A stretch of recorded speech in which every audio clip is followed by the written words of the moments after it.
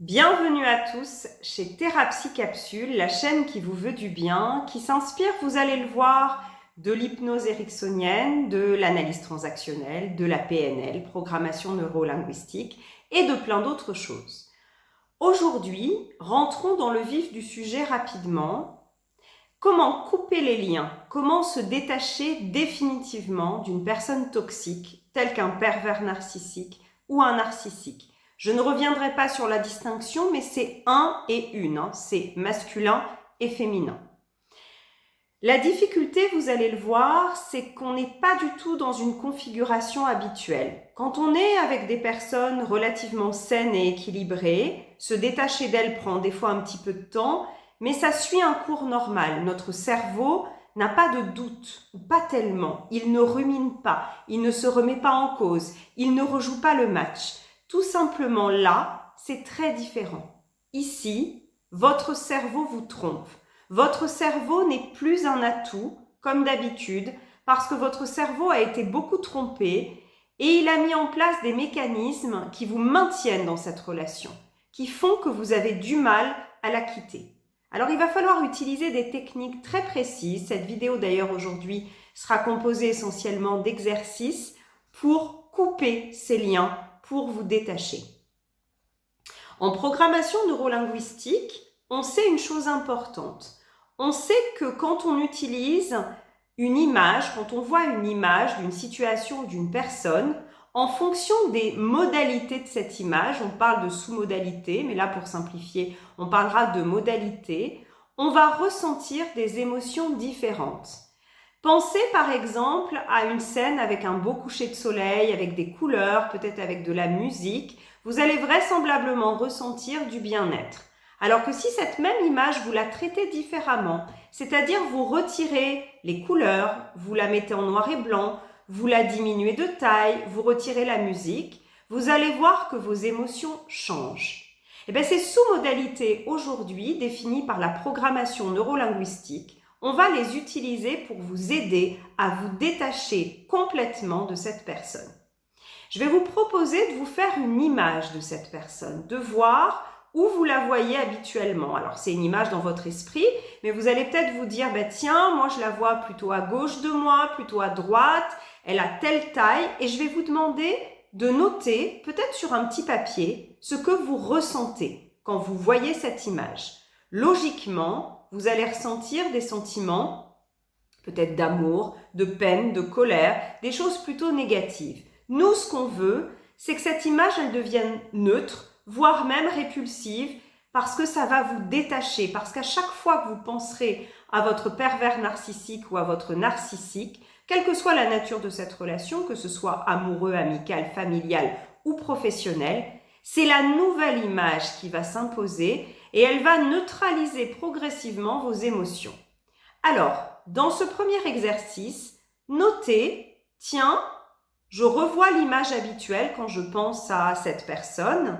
De 0 à 10, 10 étant le maximum de l'intensité de l'émotion, qu'est-ce que je ressens? Imaginons, c'est fictif pour l'exercice, mais je vais imaginer une personne que je vois. Alors moi, je la vois, la taille de l'image, c'est 1 mètre.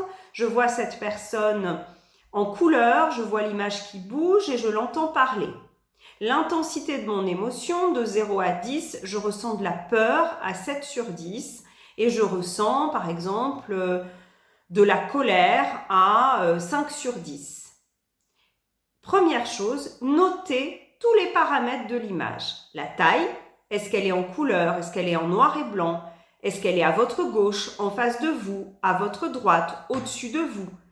Est-ce qu'elle bouge cette image? Est-ce qu'elle est fixe ou est-ce qu'elle ondule?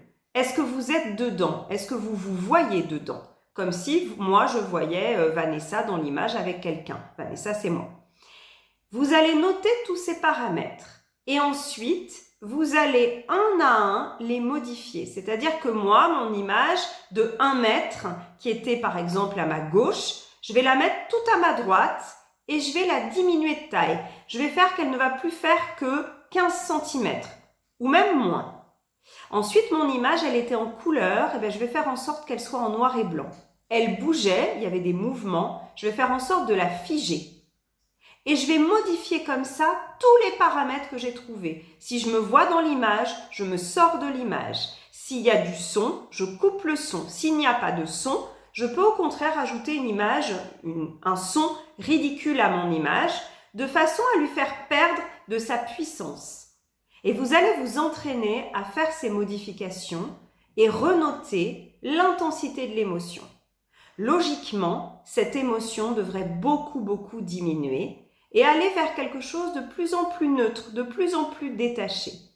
Et ensuite, cette image nouvelle, chaque fois que vous repenserez peut-être à l'amoureux qui vous a trahi, au patron qui vous a trompé, à cette amie qui n'a pas été bonne et toutes ces personnes toxiques, vous allez pouvoir repenser à cette image, retravailler de façon à faire baisser l'intensité de l'émotion. Deuxième exercice, toujours inspiré de la PNL, programmation neurolinguistique. Alors, c'est une version soft du protocole de Dickens. Vous allez faire deux choses différentes. Cet exercice peut susciter des émotions fortes à l'intérieur de vous, donc je vous préviens, si vous ne vous sentez pas bien en le faisant, vous arrêtez tout de suite et vous faites bien sûr appel à un thérapeute qui pourra vous guider dans tous ces exercices. Rappelez-vous, qu'est-ce qui rend accro à une personne toxique, telle que le pervers narcissique ou le narcissique? C'est souvent la phase du love bombing. C'est souvent la première phase, la phase où vous vous êtes senti tellement apprécié, aimé, mis sur un piédestal dans une relation extraordinaire. Et votre cerveau, il a tendance à zapper les mauvais moments, à les réduire et à amplifier les moments positifs. Donc il est important pour vous de l'aider à voir la réalité et d'arrêter d'être accro à l'espoir. En fait, de voir les choses telles qu'elles sont, pas telles que le manipulateur vous les a décrites. Parce que rappelez-vous que c'est un maître en parole. Regardez toujours les faits. Là, je vais vous demander d'imaginer que vous êtes sur un chemin de vie, et vous n'avez rien changé, vous n'allez rien changer, vous restez avec le ou la manipulatrice, et vous allez dérouler votre vie jusqu'à son terme, jusqu'à votre mort. Et vous allez vous inspirer de tout ce que vous avez vécu précédemment pour le revivre. Alors par exemple, sur ce chemin, vous allez avancer pas à pas et si par exemple votre santé s'était dégradée précédemment avec le manipulateur, si vous aviez perdu des amis, vous allez aller à l'extrême de ce que vous pouvez vivre et ressentir. Donc par exemple, je vais prendre une situation fictive, j'imagine que je suis avec un compagnon qui me détruit. Sur le chemin, je vais continuer à avancer, je vais me voir vieillir et je vais voir ma santé qui se dégrade progressivement. Par exemple, j'ai mal au foie, j'ai de plus en plus mal au foie, je finis par avoir un cancer du foie, mes enfants peut-être ne me parlent plus, ils commençaient déjà à plus beaucoup me parler, mes amis, je les perds progressivement, je me vois m'abîmer, je vois les scènes avec cette personne qui se répètent, je vois que je vieillis, que je ne m'arrange plus, que je n'ai plus le goût de faire des choses, que je n'ai plus le goût dans mon travail et donc progressivement je perds mon travail, peut-être que je me retrouve sans sous et je vais aller jusqu'au bout en les ressentant avec toutes les émotions qui s'accompagnent de ce chemin jusqu'à ma mort et je vais me voir mourir peut-être seule, sans doute pas accompagnée par cette personne et je vais voir au moment de mon enterrement ce que les gens peuvent dire de moi. Ah, c'était une fille super, mais malheureusement elle a rencontré un sale type. Et voilà comment elle a fini, prématurément décédée à 56 ans, c'est fictif encore une fois, d'un cancer du foie, elle avait perdu son emploi, elle n'aimait plus rien, etc. Et moi, je vous propose de vivre ça très intensément, comme si c'était déjà la réalité. Et vous allez voir que si vous faites bien l'exercice, vous allez avoir des sentiments extrêmement durs, extrêmement négatifs. Je voudrais que vous les enregistriez à l'intérieur de vous. Ensuite, vous allez mettre sur pause et vous allez imaginer un deuxième chemin très différent.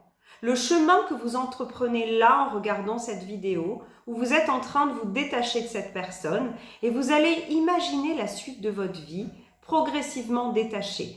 Donc vous êtes détaché de cette personne, vous vous sentez au début très mal, comme maintenant, vous avez du mal à vous détacher, c'est une véritable addiction, vous êtes obligé de travailler sur vous. Mais vous allez voir progressivement les amis revenir. vous allez voir que vous commencez au bout de quelques mois, que vous imaginez à vous réarranger, à vous maquiller, à sortir un petit peu, que vous reprenez confiance en vous, que peut-être dans 1 ou 2 ans, votre santé va bien, votre silhouette est toute jolie, vous reprenez du goût peut-être à faire des choses que vous aimiez, vous retrouvez d'anciens amis et vous allez dérouler votre vie jusqu'à son terme. Alors on peut espérer que là, vous vivez beaucoup plus âgé, avec peut-être une belle rencontre, avec la mise en place de tout ce qui va se passer. Et ensuite, vous mettez sur pause et vous allez consciemment effectuer un choix et un engagement avec vous-même.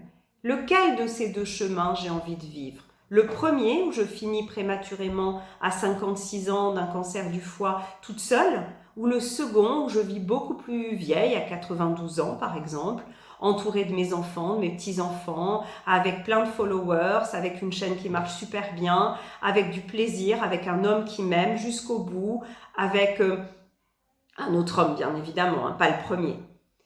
Et du coup, je vais prendre un engagement vis-à-vis de moi-même de mettre tout en œuvre pour atteindre ce 2e chemin et vivre ce 2e chemin. Et vous allez voir que si vous faites bien l'exercice, vous allez être bouleversé et ça va immensément vous aider à vous détacher de cette personne. Voilà donc ces 2 petits exercices très puissants issus de la programmation neurolinguistique avec comme idée de couper ces liens, de vous détacher. La dernière chose que vous pouvez faire pour aujourd'hui, c'est d'aller voir la partie de vous qui souffre, qui est encore attachée à cette personne et de vous la représenter sur une chaise en face de vous. De regarder quel âge a cette partie. Est-ce que c'est une partie plus jeune que vous maintenant? Comment elle est habillée? Qu'est-ce qu'elle ressent? Qu'est-ce qui l'attache à cette personne? Et c'est d'aller s'occuper d'elle comme si c'était une personne distincte de vous. C'est de l'écouter s'exprimer, c'est de la soutenir, c'est absolument pas de la blâmer pour ce qu'elle vit, parce que ce qu'elle vit la dépasse et elle a besoin de l'aide des parts de vous qui sont peut-être plus sages, plus avancées. Et moi, je vous propose que la part de vous qui s'en est sortie, la part de vous du futur, donc peut-être dans 6 mois, 1 an, 2 ans, qui est totalement détachée et qui sait comment elle s'est détachée, elle aille voir cette partie plus fragile pour l'encourager, pour la soutenir, pour la rassurer. Alors bien évidemment, tout ce travail est symbolique, mais c'est extrêmement puissant. Voilà mes amis pour aujourd'hui, j'espère que vous avez aimé cette vidéo. Je vous propose de la liker, de la partager pour toutes les personnes à qui elle pourrait être utile. À très vite.